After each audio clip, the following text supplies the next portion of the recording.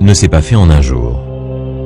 Tout commence en 1629, lorsque le roi Louis XIII fait bâtir un pavillon de chasse, remplacé un peu plus tard par un château en briques et pierre. Le roi Louis XIV hérite de ce petit château. À partir de 1665, le souverain décide de grands travaux.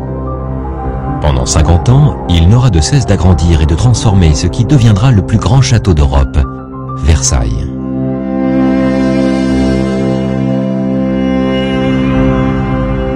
L'architecte Louis Le Vau réalise 2 grands appartements en symétrie pour le roi et la reine.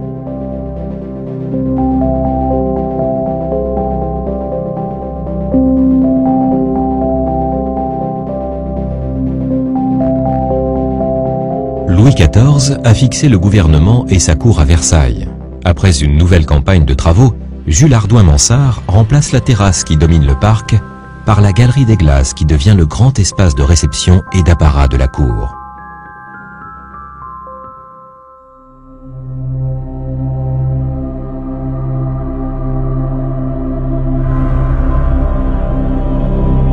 Mansart agrandit à nouveau le château pour loger toute la famille royale, la cour et tous les services administratifs du gouvernement.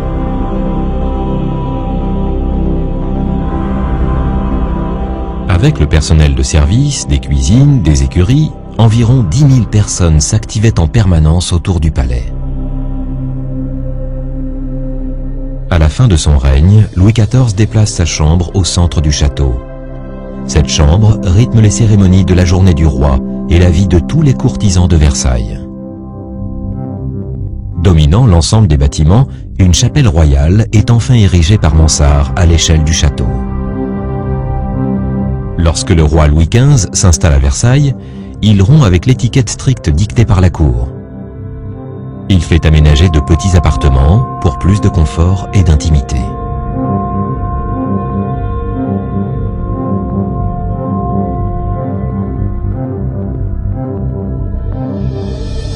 À la fin de son règne, Louis XV fait construire ce qui manquait au château, une vraie salle de spectacle, l'opéra.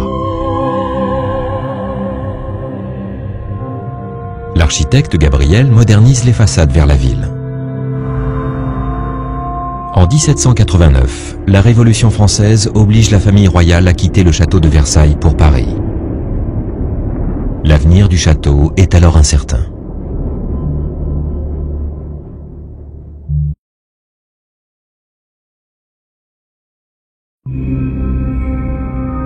À la Révolution, la grille royale, symbole d'absolutisme, est détruite.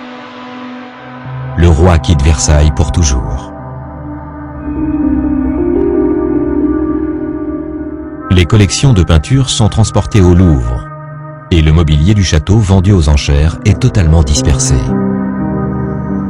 Mais le château est finalement préservé.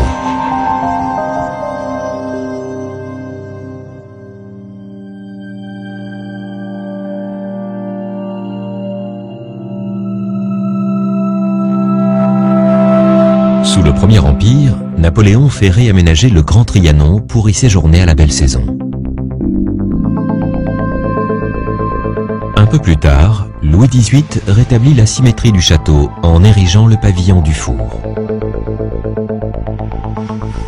Louis-Philippe transforme l'ancienne résidence royale en un musée historique. Les anciens appartements des princes sont remplacés par une grande galerie de peinture, la galerie des batailles.